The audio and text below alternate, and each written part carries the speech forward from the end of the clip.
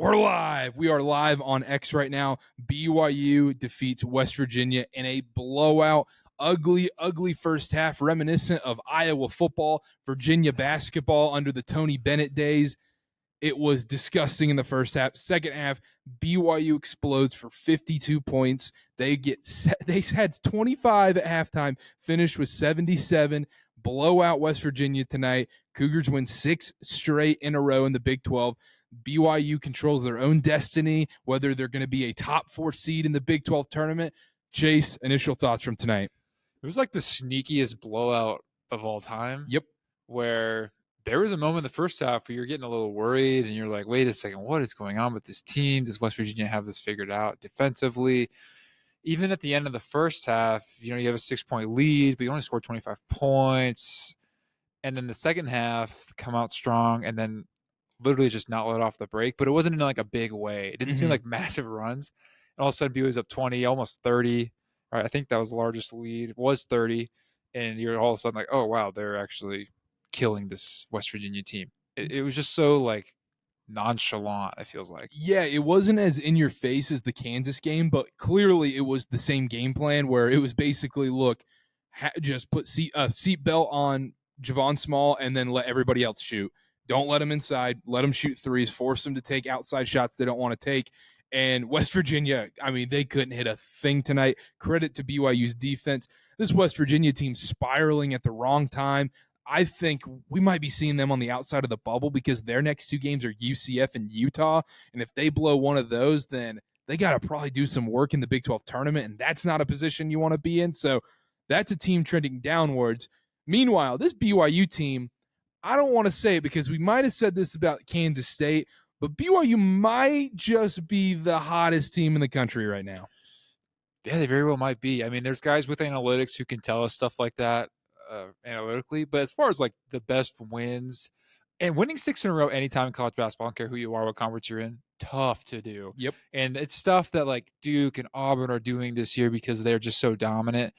And even guys like, teams like Florida and the elite of the elites. Mm-hmm. And then, you get BYU here, right? Doing something that, man, is super tough to do, especially in the Big 12 conference, especially this year where there's just been chaos left and right. There always is. But BYU's found some consistency here. Look, they came into this game as a 10.5-point favorite, and we were like, that's a lot, all this. And in the first half, we felt vindicated for that take, and now we feel silly. Oh, yeah. I mean, there's a reason why Vegas has billion-dollar casinos, so they know what they're doing down there. But you look at the stat sheet tonight. Chase, coming into this game, if I would have told you that BYU only made 5 3-pointers in this game, would you have said, oh, they're going to win by 20 plus? No, I probably would not have said that. Probably would have thought – I probably wouldn't have been like, oh, BYU definitely lost, but it would have been like that would have been a really close game probably. Like it would have been played into the 50s. Fest. Yeah, it really is crazy. I mean, there's some things in the chat that go along with this. So I want to bring them up. First, Nathan Hot Takes. Of course, he's got a couple hot takes. This one I'll read right now. I'll get to the other one later, Nathan. He said, we could get to the Sweet 16 without a single 3-pointer. Which is depending on the matchup. I mean, I don't think that's the case, but I mean, the fact that BYU was leading against a bubble team tonight at halftime without making a single 3-point shot. They were still up 6 in this game. That's a credit to the game plan coming into tonight, credit to this defense improving, and it's a credit to this. The physicality has been raised so much since then. So that is a very hot take. Another hot take from the preseason is we went back through the archives a little bit during the game tonight. And we said this team is a second weekend team, and all of a sudden they're going to be the sexiest pick come March Madness. You're going to watch, you have all your squares out there. You're the Jay Billis, Seth Davises of the world, where, they do their bracket shows live on Selection Sunday, and they do their one big upset, and it's like a 7 over a 10, and very, very rarely do they ever pick a 7 over a 2. It's usually like a 6 over a 3. And if BYU gets that 6 line, I can guarantee you BYU is going to be the sexiest pick come March Madness to make the Sweet 16. And it's because, and I appreciate Nathan's hot take, because I think BYU proved a point tonight of being able to win without shooting amazing. Yep. I even said to kind of pat myself on the back here a little bit. Before in our preview, I was like, I really want to see BYU's defense. I want to see if they can win without making threes. That's what they did tonight. They played outstanding defense on West Virginia and didn't even need the three ball to do it. And it's good to feel confident in a team when one thing isn't working. And tonight it was Foose and Dallin Hall in the pick and roll, and then it was Yegor and Richie being aggressive going to the rim, and then everything else fell into place. And that was a topic of conversation in the press conference where Dallin Hall talked about how even mentioned last year's team where if they weren't shooting threes, they struggled, right? And if they weren't making them, which was absolutely true, because we've said this before. If you showed me a box score and the 3-point percentage, I could tell you if BYU won the game or not. It was clear cut and dry. This year's completely different, and he said that. He said this team's just much more dynamic. Kevin Young said like 7 different times that BYU isn't a one-trick pony. And they just have all these dudes that can score in so many different ways, and you got to give a lot of credit to the coaching staff and the players for figuring out how West Virginia was playing you and being able to adapt in that moment, right? Because West Virginia and their head coach, sorry, I can't remember his name, said it in the press conference. He's like, we wanted to take away the three-pointer. Like, we know how good of a three-point shooting team they are. It kind of all starts there. And credit to them, they did it so well in the first half. But BYU saw that, adjusted, and absolutely exposed them the rest of the game because of it. Yeah, and West Virginia just didn't have the firepower on offense to compete. No. Outside of Javon Small, it was a one-man show there. It was like watching Trae Young when the Hawks are barely making the playoffs. It was, 40 points. He was going to have to score 40 tonight for them to even have a chance in this one. But I like what you mentioned there. Kevin Young mentioned it like 20 times in the press conference, how they're not a one-trick pony.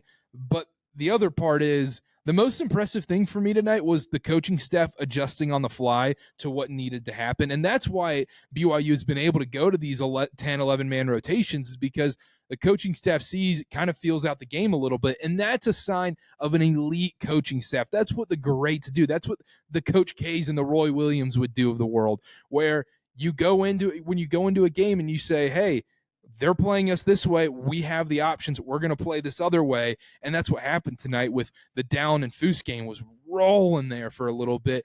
And in the second half, they, at halftime, they go, guys, let's just get to the rim. Quit taking these tough twos, quit taking threes. They clearly are hunting those. They're going to close out on all of these more than enough.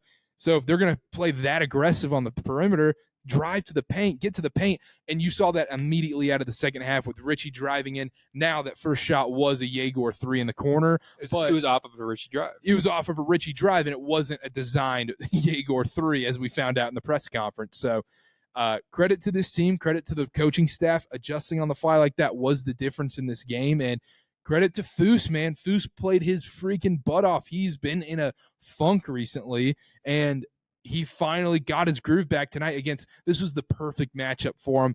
And him and Dallin, their chemistry is just on the money right now, man. Yeah, it's really fun to watch. And Foose definitely had a night. And what we're saying here really coincides with what the chat's saying. So let me just read off a few of these while we're at it.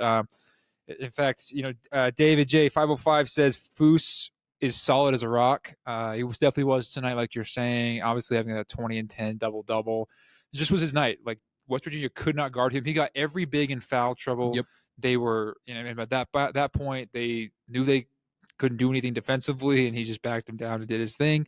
And credit Dallin Hall and all those guys for finding him, and entry passes were solid. I mean, yeah, that's something that you're like, we shouldn't have to worry about entry passes. It's like a high school concept.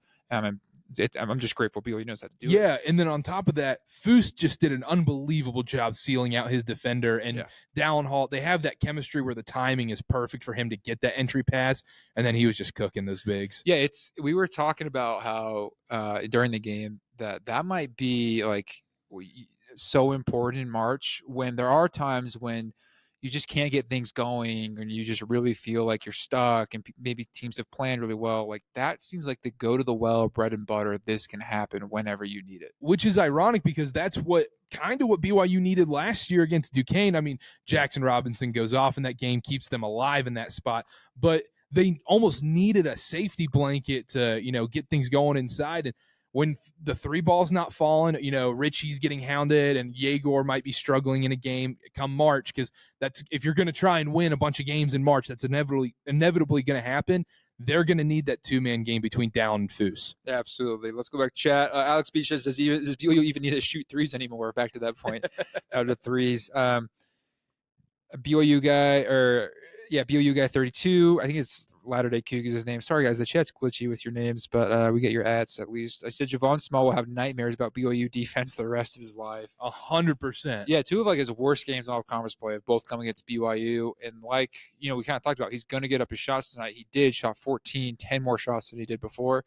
But BYU made it tough on him for the most part. He had a couple open looks there, knocked him down. But for the most part, they've done really well. And, dude, I don't blame him. It would suck if Myt Mag was tailing me the entire game, and then he finally takes a breather, and guess who you have? Trey Stewart, with just all the energy in the world, and you're like, dude, give me a break. And it felt like all of Javon, I have to watch the tape back to confirm this, but it felt like in the moment, almost all of Javon Small's points were when he got switched onto another defender, whether it was like Jaeger or Foose or whoever. When Mag or Trey Stewart was on him, it felt like he couldn't breathe. Yep.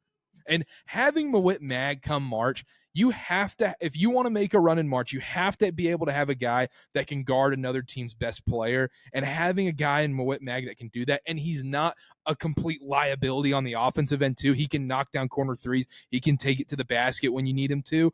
That is going to be so massive come March Madness. Yeah, absolutely. Jack Carpenter, shout out Jack, said, bruh, can we talk about the KY masterclass we just witnessed? And I want to spend some time on this. Because Latter-day Cougar also said KY in the running for Big 12 Coach of the Year? ? Probably a little far-fetched. I think that's Kelvin Sampson's to lose, and then Grant McCaslin's probably runner-up for what he's done with Texas Tech. But what Kevin Young has done in his very first season at BYU, the way it started, the circumstances he inherited, is one of the most impressive coaching jobs of the entire year. Yeah, and the way it's just – we talked about this before, Chase. This is kind of going in two different directions, what I'm about to say. But last season's team compared to this season's team, the ceiling is so much higher with this season's team. The ceiling for this team genuinely is a Final Four run. That's not preposterous to say. It is a Final Four run. Last year's team just didn't have that because the way they played, they didn't have that inside game to do it. When you shoot that many threes and you don't have NBA talent on your roster, let's be honest, your ceiling is maybe the second weekend. You're just bound to have a bad night. Yeah, if you shoot below 34% one night, you're not going to win that ball game, and that's what the case was last season. And that's a credit to this coaching staff that they're able to do this in their first year. This just doesn't happen. And also, on top of that, he's one of the best recruiters in the country in year one. Absolutely. It really is crazy. And, there were some wild takes on Twitter from people that don't, that were just probably upset and frustrated. But what he's done is just so impressive to me. Being able to figure it out and make adjustments. I mean, tonight was kind of a microcosm of the entire season where halftime, right, even 2 minutes before is when they finally started to realize, go to the basket, make those adjustments. Mm-hmm. And what our guy Jack, Latter-day Coug, saying in the chat, this was an incredible night for Kevin Young to showcase, look, he knows what he's doing here, folks. And he made all the adjustments. And it's a microcosm of the entire season where you start off conference play 2-4, 1-3, and it was rough. It doesn't look like you're a tournament team. And all of a sudden, things turn around. You get a couple big wins. You go to 11 guys. The offense starts to pick it up, and the defense follows. It's all of that has come together into all of a sudden, BYU's the hottest team, super sexy pick in March. We mentioned this probably every single episode, but I just can't fathom it thinking back to after that Utah loss, us on your couch, in your brother's basement, and just thinking about where this team is now and trying to convince ourselves and talk ourselves into maybe there's a path for them to do something and sneak in here. And now seeing where they're at and the way they're talked about nationally by every single big guy is incredible. It's really the biggest turnaround maybe in BYU history, I think is comfortable to say, and just an insane coaching job. Yeah, an insane coaching job. And going back to an earlier point you made where it's so difficult to win 6 games in a row like this in college, no matter who you're playing, but especially with the opponents they've played so far, it could have been so easy to have a letdown spot after a game like Kansas or a game like Arizona and then Arizona State. they just go on a road trip. They sweep the road trip. You've won 5 straight. They could have came in tonight. They could have lollygagged a little bit. West Virginia hasn't been super great recently. No, that intensity was out there from the start. Every single game has been like that. And there isn't this letdown, quote unquote, letdown spot. This team just brings it every single night. The credit to the coaching staff, keeping these guys bought in and engaged. And obviously it all compounds with each other when you're winning game. Winning cures everything. But on top of that, everyone's playing together and everyone's playing. Everyone's getting minutes. Yeah. It really makes you think about all these conference losses they've had. Sans literally the Houston game have been by like no more than like 6 points. Mm-hmm. And the Ole Miss game, there in San Diego was so reachable. And every loss you look at now, you're just like, man, they had it in them this entire time. And now it's all just come together and it's become really special. And so it's great to see, and obviously great for us BYU fans, people following, but also just great college basketball story. And that's what people look for in March, right? When they make brackets, when they make big picks, is not just like who was really good in November. It's who's really good in the month of March and late February, who is hot right now. No one is hotter than BYU and what they're doing. And on top of that, these are the commandments of March Madness. You got to be able to shoot the ball. You got to be able to defend. You got to have guards, and you got to have great coaching. BYU's got all that. Yeah, they have all the recipes. They have the recipe to make a legit run in March Madness. Every BYU fan should be so excited going into this month. This month it's better than Christmas. It's the absolute best, and it's a guarantee. BYU gets called on Selection Sunday. Unfortunately, we don't get to hear Greg Gumbel, rest in peace, but you get to hear BYU's name on Selection Sunday. You get to fill out your bracket. The excitement level should be at an all-time high right now. And on top of that, before we even get there, BYU has a chance on Tuesday night to lock up a top 4 seed in the Big 12 tournament and get a double bye in year 2. The second year of Houston and BYU being in the Big 12, 2 out of 4 of these teams would have double bye. Arizona in their first year, it'd all be newcomers basically in the double bye spot. Yeah, it's pretty wild. The thing about this BYU team is in the past when BYU's made the tournament, it's felt really good, but it's always kind of felt like they're just this plucky team that is fun to watch. But this team is like striking fear into people's hearts, and everyone is going to be all over this team. Maybe that's a bad thing if you're superstitious like that or whatever, but man, it's going to be a very popular pick. Let's get back to the chat here. Keep chatting with us. Keep talking. We're going to get to you. Alex Beach says, is there any update on Cannon? All Kevin Young said was that there is not an official update. He thinks it's more positive than not. He's going to get checked out tomorrow. Yeah, I mean, you don't want to speculate on injuries. I think it was positive that he was back on the bench. Yeah, he walked off under his own power, granted gingerly. Yeah, it didn't look pretty in the moment. No, it did not. A little bit of hyperextension there. Our guy Nolan Mickelson says Yegor was the difference in the second half. Yegor the difference. Yegor, that's another thing we should have talked about already too. Is from him going in that. Let's be honest. The first half, you're going, kind of yikes, man. He was getting boards, but he couldn't finish at the rim. And then in the second half, man, he came in a man possessed. He was pissed off coming into that second half, and it really showed. And you see it on the stat sheet as well. With how many points did he end up with tonight? 13. Yeah, 15. Richie had 13. Yeah, Kevin Young said after the game that he said that Yegor was pissed today. He said he was a little ornery. And then someone asked, Yegor's Coach said you were ornery. He's like, what does that mean? He's so innocent. He's like, I don't, what is that? And they're like, oh, you were pissed off. You were mad. He's fired up. And he said something. He's like, yeah, I think this is what it takes. He's like, the tournament's close. I need this in my life. And that is just what we were talking about 2 months ago when they were losing these games. We're like, you have to want it. You have to have this fire. And it's all over them. And none more so personified than Yegor Demon. You got to have some dog in you, man. That's what it takes to win in sports in general. It's not just basketball. You got to have a little fire in you. And we've seen it. I've talked about it 1,000 times. I've already mentioned it twice on this podcast, but raising that level of physicality, especially in Big 12 play, is so pivotal. Huge. We have Chris Bond says BYU versus Iowa State going to be for the double bye in the Big 12 tournament.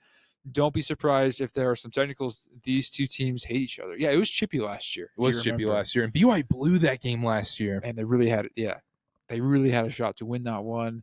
Iowa State's fully healthy now. They had a big win against Arizona tonight. They look good tonight. It's going to be, I assume it's their last home game. I haven't looked ahead at their schedule yet, so pardon me for that. But likely going to be their last home game, so the crowd's going to be electric there. Both teams going for that double bye. I cannot wait for Tuesday night, and we'll be live right after the game for that. Yeah, absolutely. Jack Carpenter says, ray gun pointed at the world, send Dallin Hall. Send Dallin Hall and his mustache looking like Omni-Man out here. Yeah, everyone's giving him crap about the mustache, apparently. I kind of like it. I like it, too. I'm a fan. Man, Dallin Hall's a good-looking dude, and I think mustaches, if you can grow them, I'm confident in my sexuality. He's a good-looking guy. I don't know why he's still single.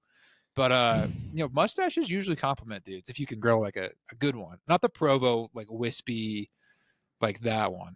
Yeah, well, it's coming from a guy with a mustache. Yeah. Like, and people will be like, "Oh, Carter, you should grow a beard." One, can't. Two, on top of that, I have too much of a baby face, so like, I compare it to if I were to ever have a beard. You know, whenever you see like elementary school kids dressed up as like U.S. presidents for their school play, and they have like the fake beards on, that's what it would look like on me.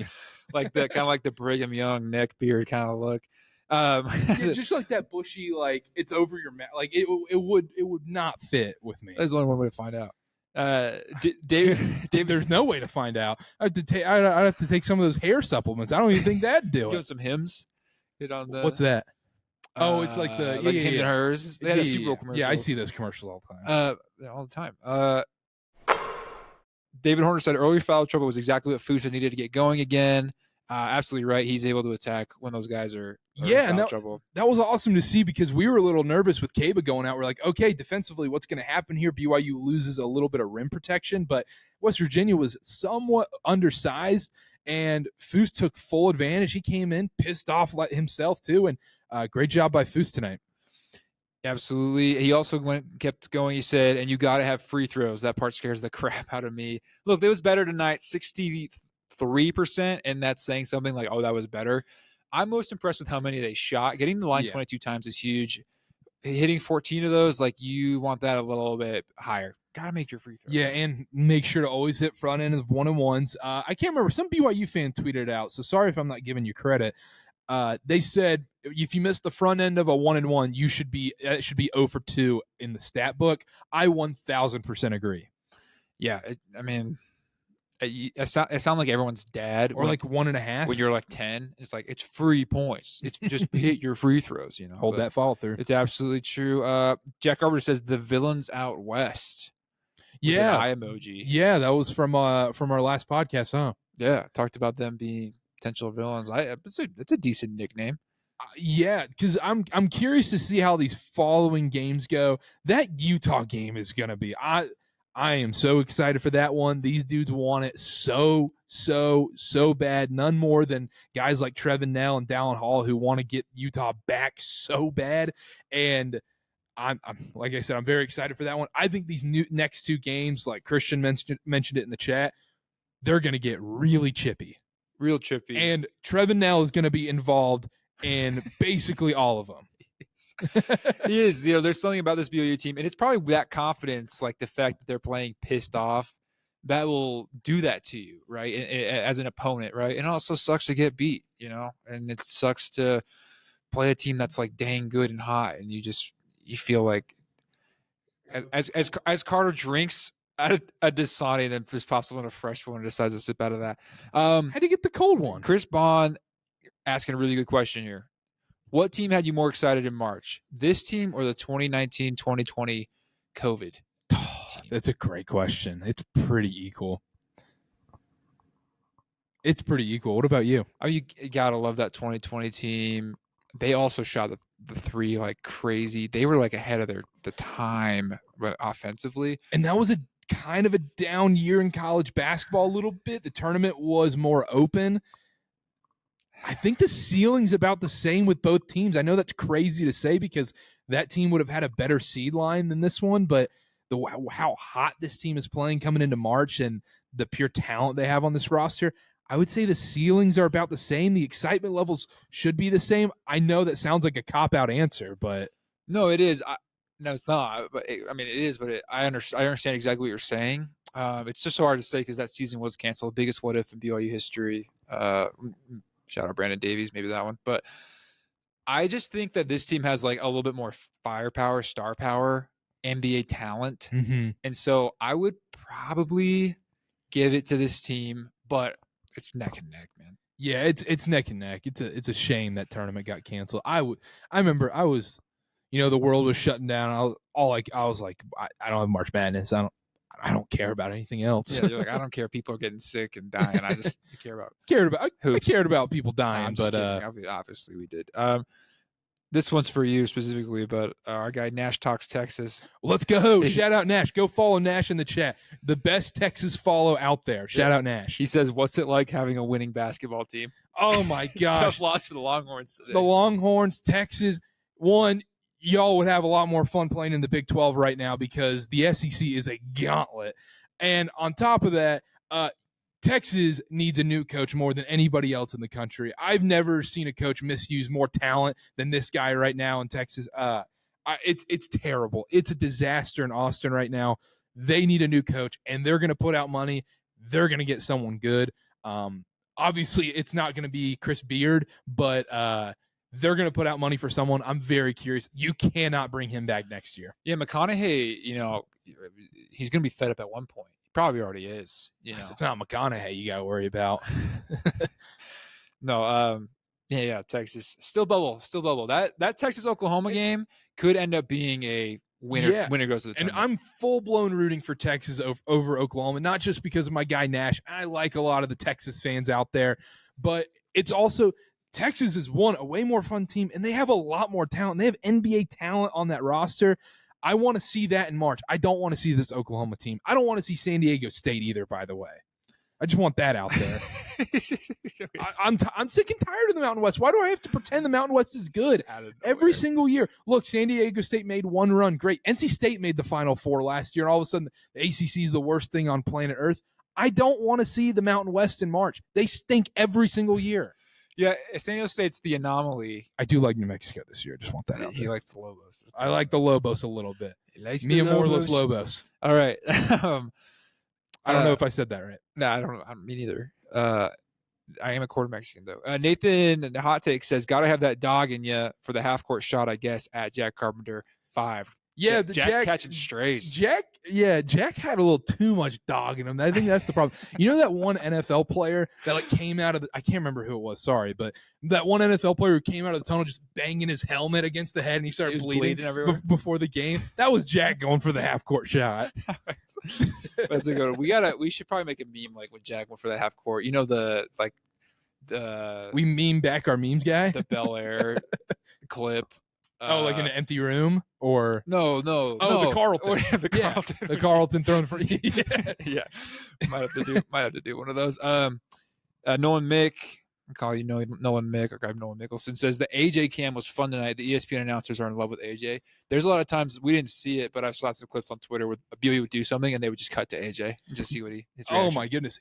And shout out to AJ. That was awesome tonight. One, great recruiting pitch by AJ. And then on top of that, it was so cool seeing him to go every section of the rock in the Marriott Center. He went from front row to row triple Z, whatever that row is back there. Yep. He went from bottom to top, high-fiving everyone, taking pictures with everyone, cheering on. He was there at the end at the under 4 timeout. And it was really cool to see him tonight. And also, the reason why ESPN does that, the reason why you hear about the Cowboys on First Take every day and LeBron versus MJ is because all the AJ stuff just gets massive numbers and clicks. Yeah, it's a reason you might see a lot of AJ stuff on the Twitter.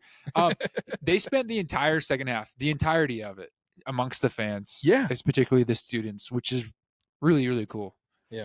Really cool. So, man, and next season's it's cool awesome to see because I assume he's going to be this way too. I mean, he could have gone literally anywhere in the world in the country, and he chose to come to BYU. And it's cool to see a guy that's that freaking good, fully buy into BYU and the Provo experience and everything, and he's not just being an outsider, being like, hey, I'm me, you know, he's fully buying into the fans and everything. I think that's awesome. Yeah, he was eating it up. I mean, he was acting like the star he is. And I think on top of that, I think that's critical to be successful in Provo for a guy that's not from here, that's not LDS, hasn't grown around LDS culture.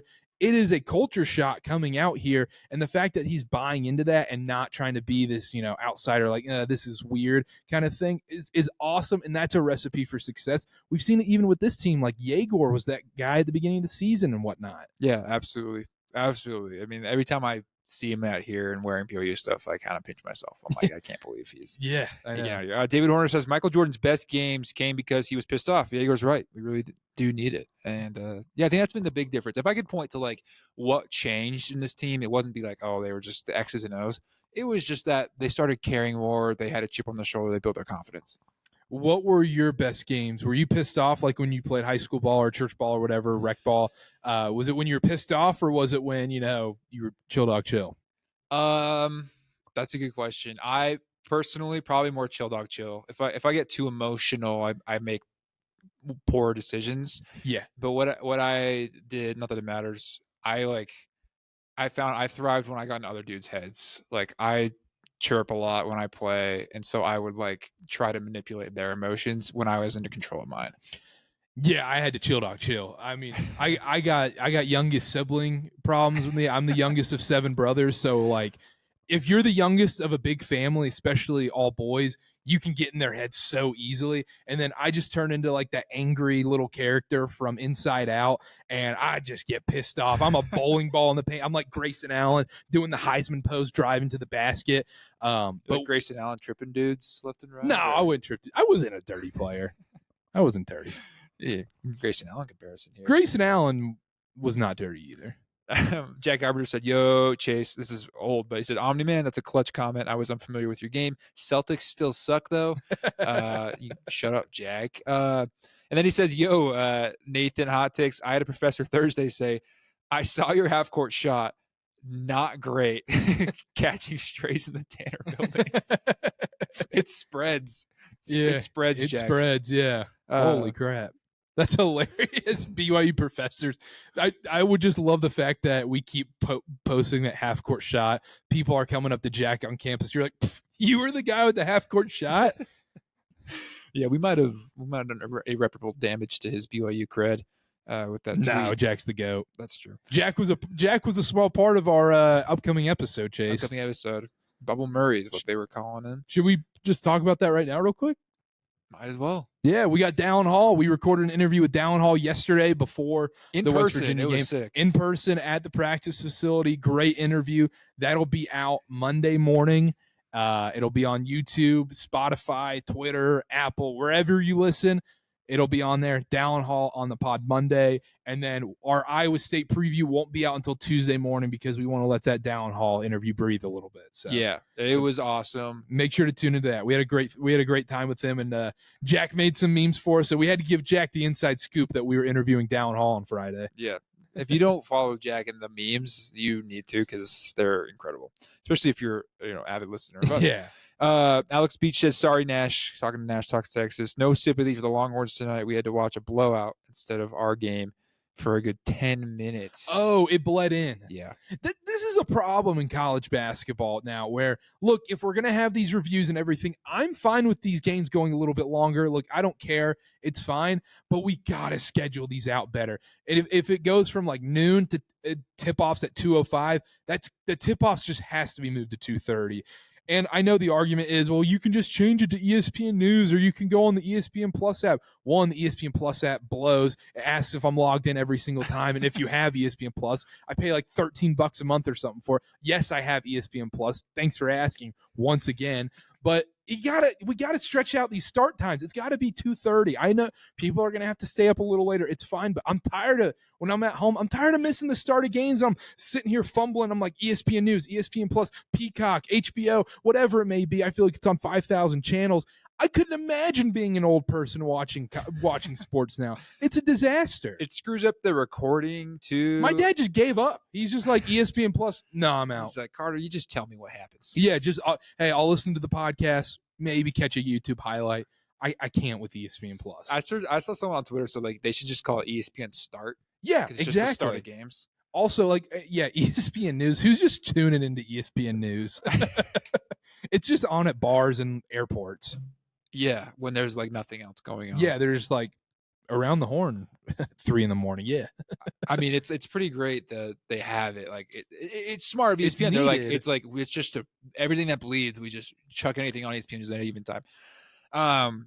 LJ 77785. Okay, LJ says, what percentage chance do you give us in Ames on Tuesday? To be honest, I think it's probably 45%. Like, it's close to a 50-50 shot. I'd give Iowa State the slight edge since they're fully healthy now and they're at home. We're coming off a big win against Arizona tonight, but having that home court advantage is huge, fully healthy. And they've seen the headlines. They've seen what they've been talked about in the national media that, do you really have to worry about this Iowa State team come March? They're prepared for that. They know BYU's red hot right now. So I think Iowa State, the analytics, I think Torvik has them as a -4 favorite in this one. I'd somewhat agree with that. And so I'd say BYU is a 45% chance of winning. Yeah, I do something similar. I probably am not as confident. I'd probably like 35% for me. I'll say 36. Because BYU would not shock me if they win this game. But playing in Ames is dang tough. And Iowa State tonight has put it into perspective. They looked really good against Arizona. They looked really good. I want to make sure to go back. I only got to see a little bit of that game. I want to go back and watch the full game in preparation for our next pod. Yeah, so. They're fully healthy. They also know that's at stake. They know that 4 seed's up for grabs. Yeah, I'm excited. So, Nolan Mickelson says, going back to the AJ convo, he says, I drive for Uber and Lyft in San Antonio, and I pick up dudes that don't know anything about BYU, but they know who AJ is. So that's good for BYU. Like Kalani says, they don't know, but they bound to find out. And I think that's a big thing. Look, the money's coming in for AJ. Don't get me wrong. It's a lot of money, but the PR you're going to get behind it and, the positive PR behind it that you're going to get towards BYU and even the church at that point, even though he's a non-LDS guy, I think it outweighs whatever the dollar amount is he's getting. Yeah, absolutely. His worth is you can't even measure it, really. I mean, the fact is next season people are going to be surprised when it happens, but you're going to have guys like Stephen A. Smith. I mean, Arizona versus BYU here. If Bryce James is playing, LeBron's probably going to be here if it's an off night for the Lakers. Like, that's not a crazy thing anymore for BYU. You're going to see legit stars coming to BYU games in Provo, freaking Utah. I mean, you've already seen a few people that we were like, I would never expect you to be in Provo for any reason. But here you are. At Stuck for Hours, my guy McKay, this is a little off topic and kind of an inside joke between us. He said, what would your Marvel Rivals comp for Richie Saunders be? Just for McKay, Richie Saunders comp. I mean, he's putting up insane numbers. He's got to be DPS. He's definitely, he's Bucky. I mean, I'll give him Winter Soldier. All right, that's for McKay. I'll do that real quick. What are you talking about? Yeah, I told you, it's an inside thing. It's a game we play. Marvel, is that what you said? Marvel Rivals. It's like it's the new hottest game. So I game a little bit. I don't know crap about Marvel. Yeah, well, it's okay. I watch ball, man. You're a straight hooper, pure hoops.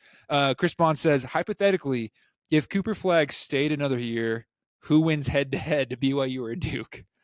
Oh, with the team Duke's got coming back. Duke's freaking good. And they'd have the Boozers. They're so good. Yeah, it'd be Duke, especially with the Boozers and everything. And then if Isaiah Evans comes back, I mean, that dude is a flamethrower. I'd pick Duke in that spot, but it'd be one heck of a game. Cooper Flagg obviously isn't coming back and is going to be the number 1 overall pick. But, I mean, I wouldn't be surprised if we saw Duke versus BYU neutral site next season. And it's not going to be one of these, okay, yeah, Duke's going to be favored by 15 points. Duke's going to win this game. No. That's going to be a very close spread from what I think. And depending on what guys return and what they get in the portal and everything, it's going to be a great game.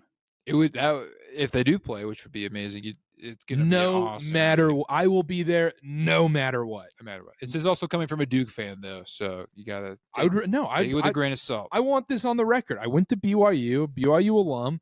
I would root for BYU in that spot. Unbiased journalist, though, by the way. Big J journalist. Unbiased. I would root for BYU. This podcast, but I am zero bias. Zero bias. Zero bias. But I would root for BYU. Unbiased journalist, though.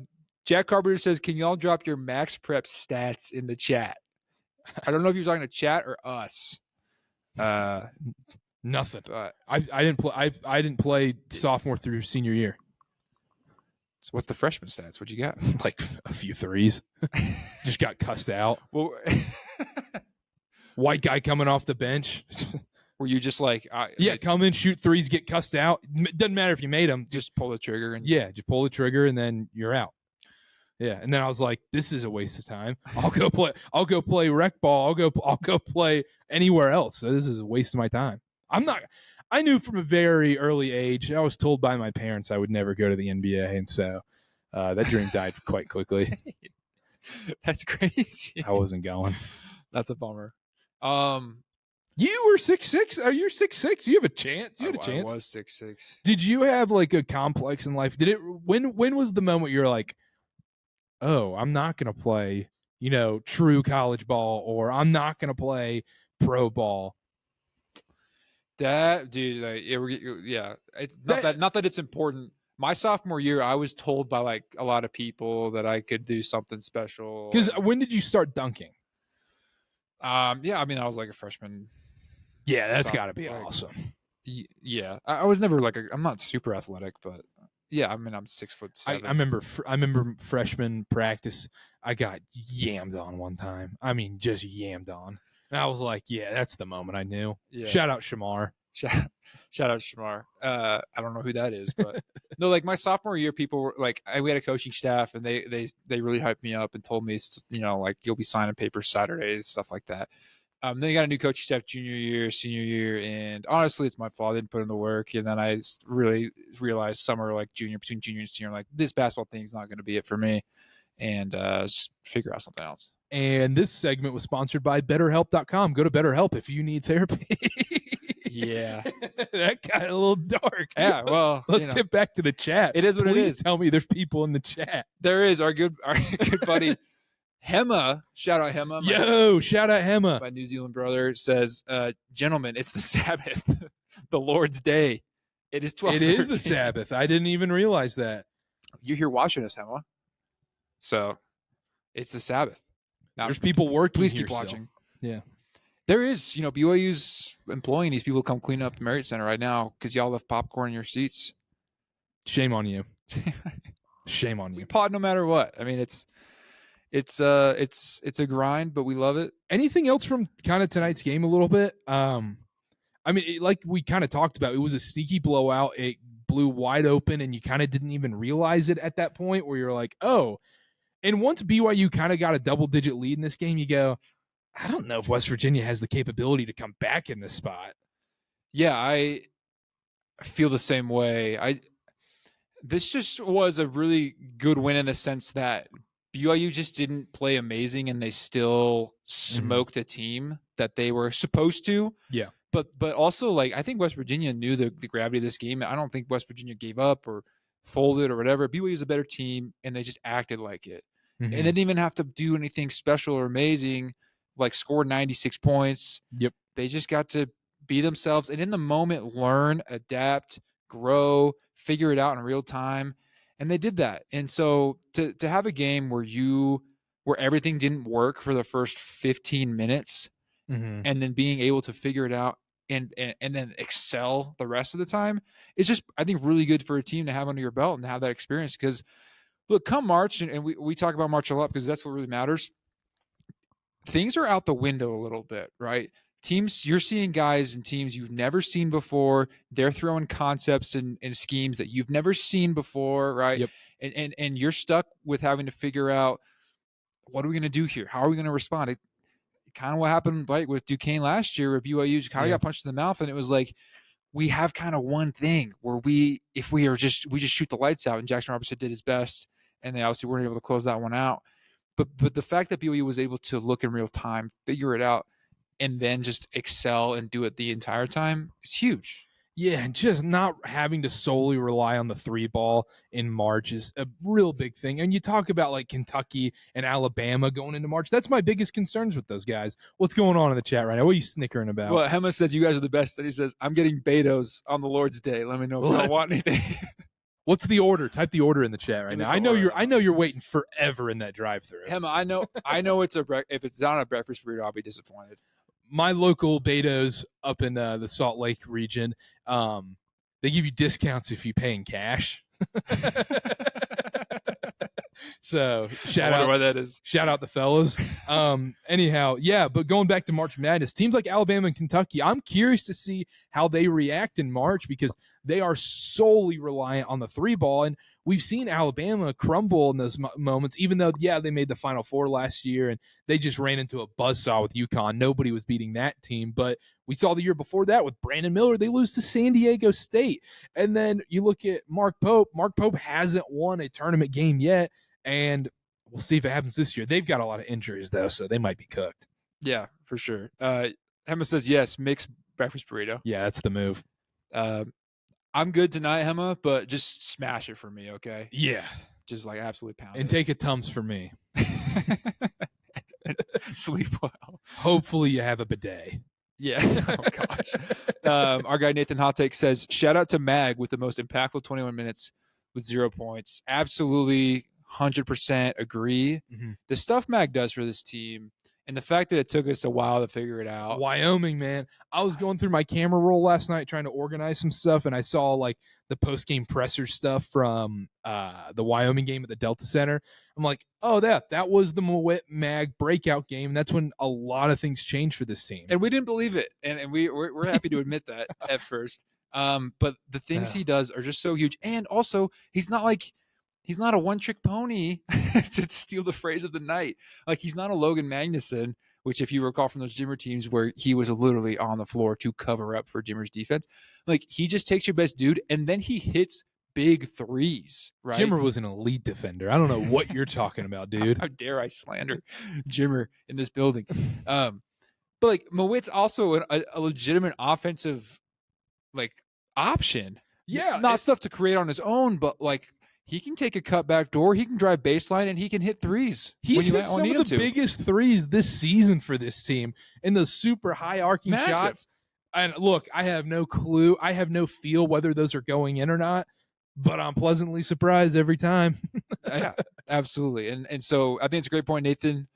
Mag's been one of the most, it might end up the most underrated part of this entire team. He's changed their defensive identity and then has not, like, missed a step offensively at all.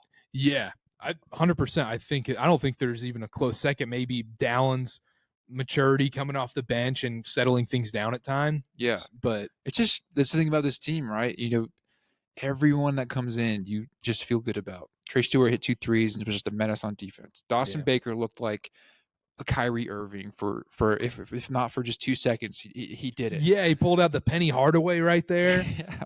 To get the 69th point of the game. What if – never mind. Let's move on. What were you going to say? No. Say it. No. Say it. What if Jersey Mike switched from 80 to – we can move on. It's 12:20. Nolan Nicholson says Bama 10 game today was March Madness. Man, there was a lot of great games. Shout out Elon versus Stony Brook. That was a great game on the multi-view. We've got Tennessee versus Alabama. That was awesome. We had Dick Vitale on the call. It was just like so perfect. Like, and then you had on, what was it, Thursday night? Wednesday or Thursday night, the Michigan State half-court shot. Yep. I mean, it's just everything's coming together. This feels like it's going to be a special tournament. I'm not working at all that week. I'm not doing crap.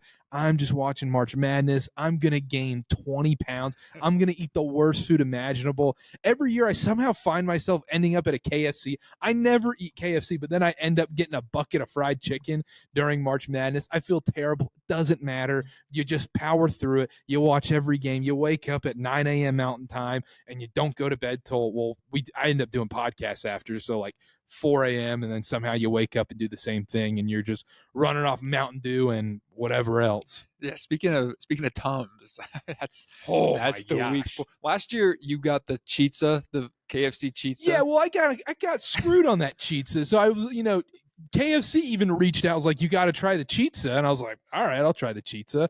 And they didn't put the pepperoni on the Chitza, and it wasn't that bad. It looked terrible. It looked like someone threw up on top of a piece of fried chicken, and visually it wasn't appealing. Tastefully, it was pretty pleasant. It was a fast food chicken parm, it tasted like, but I wouldn't get it again.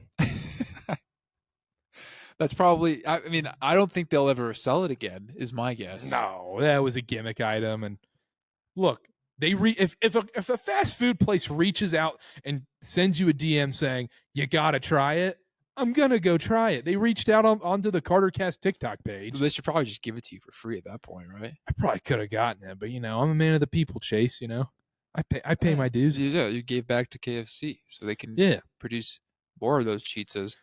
And produce more after that, hopefully. Anyhow. Do you have a favorite March Madness tradition? I don't sleep well the night before because I'm so excited. Like, even when I was like 6 years old, I got more excited for the night before March Madness than I did before Christmas. It's not even close. Tradition. Obviously you do the brackets and everything. I've never gone to school during March Madness. I've always either faked sick when I was younger, or then it got to the points where my parents were like, you're just, okay, we're going to lose this battle. And so I never went to school during March Madness. I sit there, I eat a ridiculous amount of food, and I watch college basketball till my eyes bleed.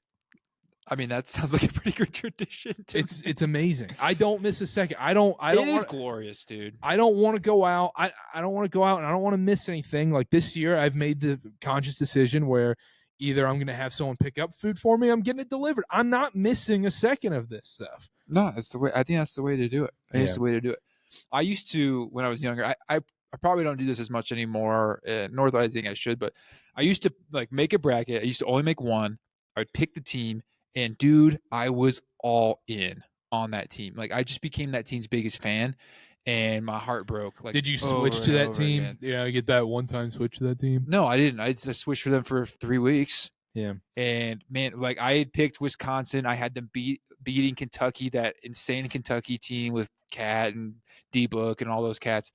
I picked them, and I had them in that matchup and them winning. And it was that Final Four game was one of the best nights of my life, because I just felt like I was all in Wisconsin. I felt like a genius. And then they lost to Duke, and I was really upset. Yeah, up until about 2 years ago, I had Duke winning every single year. I couldn't help myself. I'd sit there and be like, well, yeah, Duke can beat that team. Yeah, Duke can beat that team. I would do that every time. And if BYU was in one, you always make a bracket with BYU going to the championship and everything. So I cannot wait. I cannot wait. These conference tournament time. We got conference tournament games tomorrow. We got that coming up. We've got, it's just unbelievable. But I'm also super excited for this last week of the regular season, especially for BYU, because you have the Iowa State game. That's for huge stakes. And on top of that, Saturday, every single person in this building and on that floor in that coaching staff is going to want revenge for what happened at the Huntsman Center in January. Like I said, it's going to get chippy. I can guarantee that. And BYU wants that win. And I would not be surprised if they go up, they're going to run it up. Yeah, I was going to say, BYU doesn't want to win. They want to embarrass them and just get every piece back. My only concern going into it is, one, Craig Smith is gone, so there's the interim coach factor, and these guys are truly playing for nothing at this point now, because if they're going to end up doing anything, it's going to be in the Big 12 tournament, which they're not going to win. But so they're playing for nothing. Dude, don't give them bulletin board material. They're playing for nothing, but BYU is the one with all the pressure on this game, and I worry if BYU gets a little too much into their head going into that Utah game. That's my only concern. Yeah, I totally agree. It's going to be fun.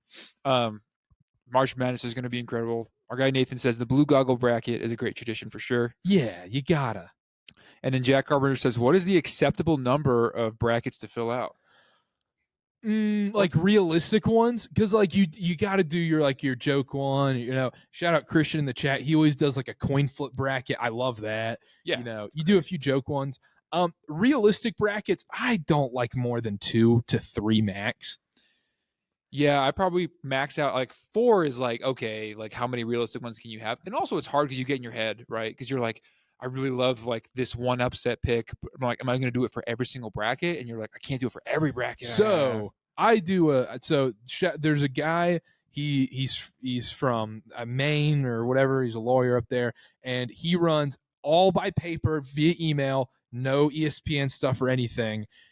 He grades everything himself by hand, and you send him $50, and it's an upset special bracket. And the way it works is your points are just whatever the seed number that team is, that's how many points you get if they win, and it doubles each round. So if a 10 seed wins, you get 10 points, and if they win another game, you get 20 points. So there you have 30 points if they make it to the Sweet 16. But if you pick a 1 seed, you only get like 3 points or something like that. Yeah. So it is the funnest way to do a bracket.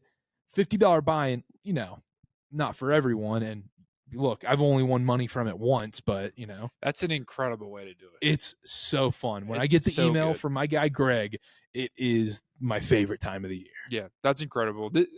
I mean, every March Madness is just so amazing, and you always look forward to it. This one, especially because of what BYU has the potential of doing and what we can see.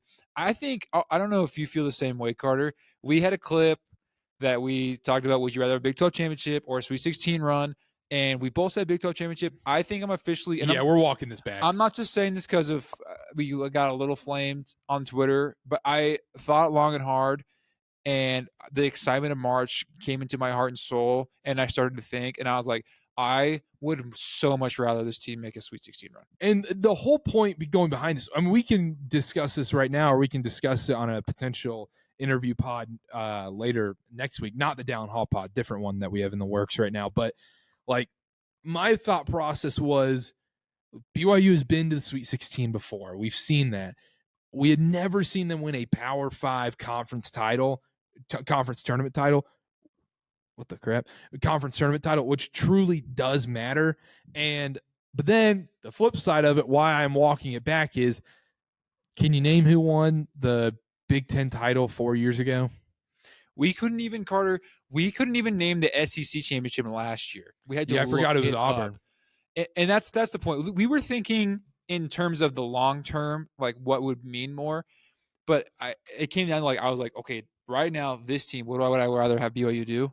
The answer is so obvious. It's March Madness. It's Sweet 16. Nothing is more fun than March Madness and your team being a part of it. And not that I really know that feeling except for 1 year with Jimmer, but oh my goodness. And the best part of it is you win those 2 games and you have like 4 or 5 days till you get to that Thursday game, and you're like, holy, enjoy it. Yeah, and the tournament is amazing after that. Everything's gravy. That's the important thing, because BYU's likely going to end up playing in that Thursday afternoon slot in March Madness. I don't know how you felt, but after BYU lost to Duquesne last year, it kind of put a damper on things a little bit, where you're like, your excitement level's down a little bit, because you're like, BYU lost to who? Come on, man. It's a bummer. I was in, because I went to all the games in Salt Lake last year. Oh yeah. And so I was watching on my phone on crappy, Delta Center Wi-Fi, barely able to see what's going on. But I'm like, man, they lost. Now I got to watch Dayton play Nevada. That game ruled. It was a great game, actually. Yeah, that was a big comeback. I remember. Yeah, that was awesome. Yeah, that game. I cannot wait for March. Oh my goodness. But yeah, back to the Sweet 16 Big 12 thing, because the other thing is, my point was, would BYU winning a Big 12 tournament title be the biggest success in BYU basketball history? Probably. Because it's a Mountain West title, it's Danny Ainge Elite 8, it's Jimmer Sweet 16, and it's this team potentially winning a Big 12 tournament title. That's what you're going up against. I would argue that winning a Power 4, Power 5 conference tournament title, it might be more impressive. It's a big trophy. It's a big banner. And look, that's what we were talking about when we said that. We were thinking wise and rational, but irrationally and just based on feelings, March Madness is the way to go. Yeah, it's just so fun. It's just so fun. Jack Garber in chat says, church ball bracket pool ? Eyes emoji. Absolutely. Yeah. So we can say it right now. We will be having a church ball bracket pool, and it'll be free entry, and we'll be doing some kind of big giveaway from it or something. Yeah, the winner will get giveaways. Winner take all, and we'll give a bunch of like BYU swag or something like that. Yeah, we'll figure out the prize. Nathan Otic says, "I love the Sabbath and all, but that Dallin Hall pod has me itching for Monday." You guys are gonna love it. Yeah, it's a great interview. I'll little sneak peek right here. We started with the Jack memes, so I think that broke the ice a little bit. And you guys will see all the memes and everything. We'll get that edited, and it's gonna be fun. Yeah, Jack in the chat says, I hope they talked about the time Dallin hit a 3 in my face during P-Day and almost made me go inactive. No, we didn't, but we should. Next time we see Down, we got to bring that up. He did. He gave you a couple of shout-outs, Jack. The mission came up. Shout out Bubble Jamal. Bubble Jamal is what he called you. Nolan Mickelson says, I'm scared for the conference tournament. Probably will have to play ISU, Iowa State, and they will have tons of fans there, and if they win, they will most likely play Houston Wolf. I will say this, though. We were at the Big 12 tournament last year. Iowa State had a decent amount of fans. Don't get me wrong. They traveled well. You know who else travels probably better than anybody else in this league is BYU. So that's not too much of a concern. I understand what you're saying, too. But the nice part about that is, let's say BYU does get the double bye. Everything you're doing in the Big 12 tournament is house money. It won't drop your seed line because you're going to end up playing Iowa State most likely. So it won't drop your seed line. There's nothing negative that can happen there. Only positive things if you get that double bye. If you're playing on Wednesday, you're going to have to win that first game. Yeah, absolutely. Couldn't agree more. Nathan says, not the Fresno, California mission reunion pod. It's kind of what it was, just for a couple minutes there. Don't worry. Yeah. The rest of it was anyhow. Was awesome. Any more chats before we wrap up? Yeah, we're about to kick us out. So last one. Yeah, we're literally getting thrown out of the building here. It is the Sabbath. Jaden Adams 19 says, I had to go on a date last year after the loss in March Madness. My dad forced me to go because I didn't even want to go after. Let's just say it didn't work. You cancel. You went on a date. Also, time out. That's a rookie move. His dad made him go. Okay, call your father and say, Father, dear, rebook this. You don't schedule a date during March Madness weekend. You book that off for the fellas. That's a whole week. That's what it's about. Dude, John Rothstein would be livid if he heard that. My wife is going out of town for March Madness. She can't stand it. She's like, my house becomes a disaster. You guys are just eating a bunch of crap, and it's in a dark basement. You got all these TVs on. I'm getting out of here. So my wife is she leaves town every March Madness now. She's like, I'll just go home to my parents or something. Yeah, she goes. She knows the move. Yeah, man, it's almost March, guys, and we can't wait. We love y'all. What do you mean? It is March. It's March 2nd. It's almost March Madness. You're right. It's March. We got A-Sun ESPN Plus games tomorrow that I'm gonna watch tomorrow night. Cannot wait for that. We got conference tournament stuff. Follow at Church Ball Pod on everything. The Dallin Hall interview will be out Monday morning, streaming on everything: Apple, Spotify, YouTube, X, whatever you got. It's streaming on there at Chase_Roger0, at Karter BA. Make sure to check out, we got CarterCast stuff as well. That's like national college basketball stuff, touching on some NBA stuff on there as well. So go check out that pod. Go subscribe. Great stuff over there. Remember, follow at Church Ball Pod on everything. If you're listening on Spotify or Apple right now, go subscribe, rate, review, 5 stars on Apple or Spotify. Anything else? We love you guys. Love Shout you out guys. Everyone in the chat. Everyone Shout all the out. regs. Cougars win 6 in a row. Iowa State. We got Dallin Hall Monday, Iowa State pod Tuesday, and we got some special stuff planned after that as well. So